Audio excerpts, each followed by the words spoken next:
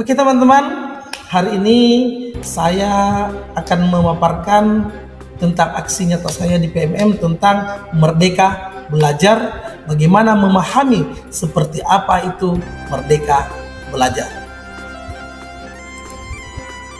Oke, assalamualaikum warahmatullahi wabarakatuh. Apa kabar guru-guru hebat yang ada di Indonesia? Kurikulum Merdeka itulah kata ungkapan yang sering kita dengar saat ini di dunia pendidikan yang ada di Indonesia. Lantas, apa sih itu kurikulum merdeka? Kurikulum merdeka adalah kurikulum yang diluncurkan oleh Kemendikbudristek, pembelajaran intrakurikuler yang beragam dengan konten yang lebih optimal agar murid memiliki cukup waktu mendalami konsep dengan menguatkan kompetensinya. Guru memiliki keleluasaan dalam memilih berbagai perangkat ajar sehingga dapat disesuaikan dengan kebutuhan belajar dan minat peserta didik.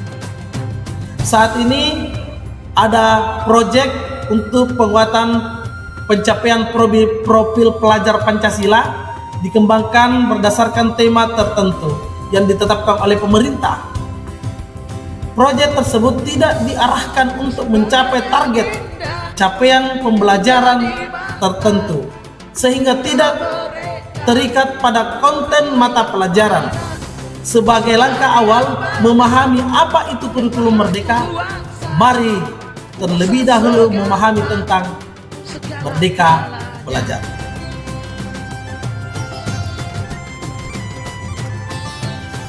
Ki Hajar Dewantara mengartikan manusia merdeka adalah manusia yang hidup bersandar pada kekuatan sendiri, baik lahir maupun batin, serta tidak bergantung pada orang lain. Berikut beberapa hal penting dalam pemahaman merdeka diantaranya. Yang pertama, ada namanya mengenali dan memahami diri sendiri sebagai peserta didik. Jadi peserta didiknya dulu. Yang kedua, mendidik dan mengajar. Yang ketiga, mendampingi murid dengan utuh dan menyeluruh. Yang keempat, mendidik dan melatih kecerdasan budi pekerti. Dan yang terakhir, yang kelima, pendidikan yang mengantarkan keselamatan dan kebahagiaan. Yang pertama, mengenali dan memahami diri sebagai pendidik. Saat ini, memutuskan menjadi seorang pendidik, hal apa yang mendorong kita berangkat ke sekolah dengan penuh semangat? Tentu, setiap pendidik mempunyai alasan yang berbeda. Akan tetapi, akan bermuara pada hal yang sama, yaitu ingin menuntut segala kekuatan kodrat yang ada pada anak-anak agar mereka dapat mencapai keselamatan dan kebahagiaan yang setinggi-tingginya, baik sebagai manusia maupun sebagai anggota masyarakat.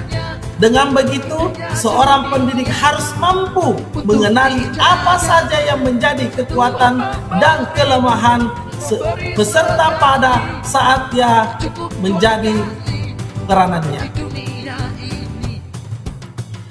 Yang kedua itu mendidik dan mengajar. Mengajar adalah suatu cara menyampaikan ilmu atau manfaat bagi hidup anak-anak secara lahir maupun batin. Sementara pendidik adalah tempat menaburkan benih-benih kebudayaan yang hidup dalam masyarakat. Seorang pendidik harus mampu memahami bahwa pendidik adalah menuntut segala kodrat yang ada pada murid agar mereka dapat mencapai keselamatan dan kebahagiaan. Sehingga pendidik tidak hanya berbentuk pengajaran yang memberikan pengetahuan kepada murid, tetapi juga pendidik keterampilan berpikir, mengembangkan kecerdasan batin. Pada akhirnya murid dapat melancarkan hidup untuk mencapai keselamatan dan kebahagiaan. Dan yang ketiga, mendampingi murid dengan utuh dan menyeluruh. Artinya, pendidik terus berubah dan berkembang sesuai dengan kondisi zaman.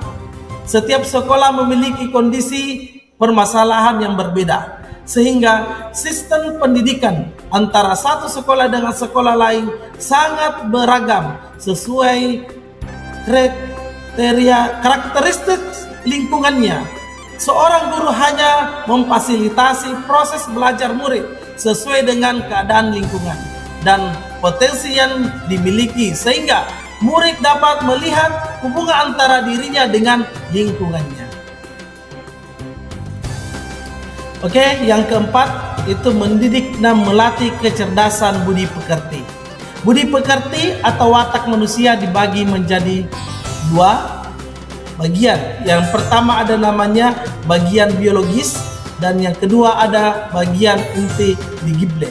Bagian biologis merupakan segala sesuatu yang berkaitan dengan perasaan dan jiwa manusia.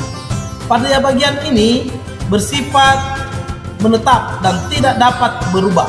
Sedangkan intelligible merupakan kecekapan dan keterampilan pikiran manusia dalam menyerap pengetahuan.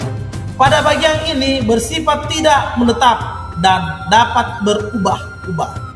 Proses pendidikan menyebabkan budi pekerti murid tumbuh dan berkembang sehingga mampu mengendalikan tabiat asli dan watak biologis yang tidak baik menjadi tersamar, kemudian menambahkan watak baik murid yang akan mewujudkan pribadi dan berbudi pekerti yang baik.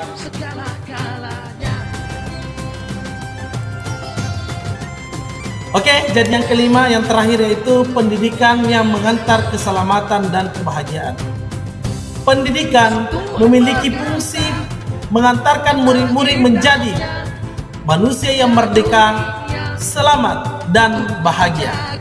Seorang pendidik harus membantu mengantarkan murid untuk merdeka atas dirinya sendiri, supaya mampu memelihara dan menjaga bangsa dan alamnya. Kemerdekaan murid dalam belajar merupakan kunci untuk mencapai tujuan pendidik. Jika untuk dirinya sendiri, ia akan bisa mencapai selamat dan bahagia. Bagaimana mungkin ia akan memelihara dan menjaga dirinya, keluarganya, masyarakat, dan bangsa ataupun alamnya?